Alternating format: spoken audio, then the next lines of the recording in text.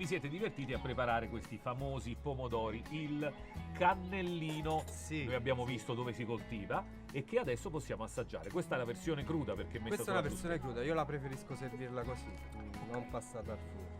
Assaggiamo, perché c'è anche chi fa la bruschetta col pomodoro passato Sì, al forno. si passa al forno, diventa un poco più morbido. Poi il cannellino ha questa caratteristica che ha una buccia molto sottile, che per alcuni può essere un difetto, io la amo invece. E perché dovrebbe essere un difetto? Perché è meno compatta, quindi subito si diventa, come dire, le cotture sono un poco più veloci. Ah, ok, quindi è un fatto tecnico. Come fatto tecnico. Ma mangiato non cambia niente.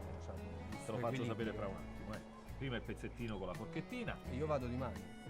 e poi ti seguo con le mani. È dolcissimo.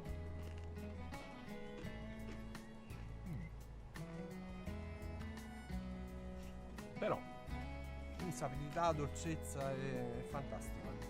Ma sai perché si chiama cannellino? no, L'impianto delle stesse viene realizzato, visto che la pianta cresce in altezza, con le canne di bambù.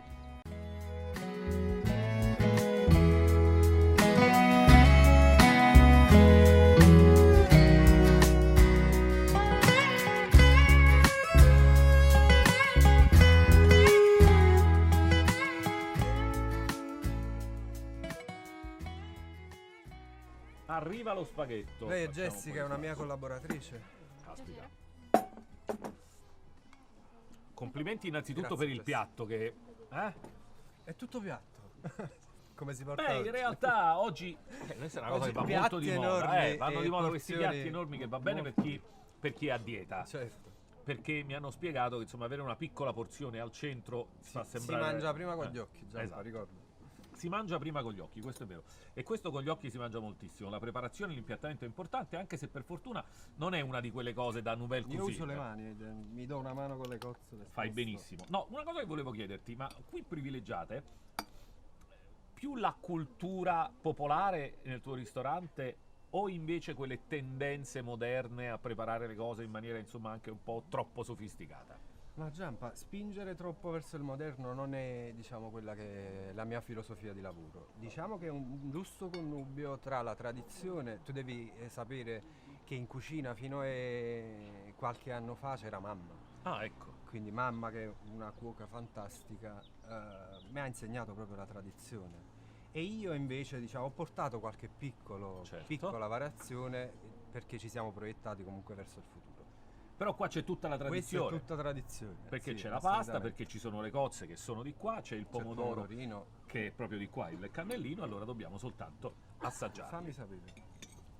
Guarda, già ti posso dire che arrotolando, abbiamo anche una cozza che ci sta bene, già arrotolando si sente che la cottura è quella giusta.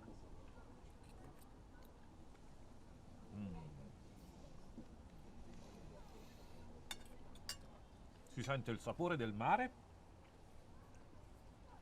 Sì, perché poi come particolarità noi utilizziamo proprio l'acqua che rimane nelle bucce delle cozze.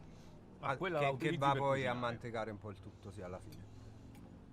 Senti il sapore del mare e senti, è incredibile, anche il sapore Senti della come si terra. sposa, sì, con la dolcezza, diciamo, del pomodoro. Sono due cose che convivono insieme, è un po' come una specie di storia d'amore tra il mare e la terra di questa straordinaria zona, che insomma se è stata sempre preferita anche fin dai tempi dei romani, dei greci, un motivo ci sarà.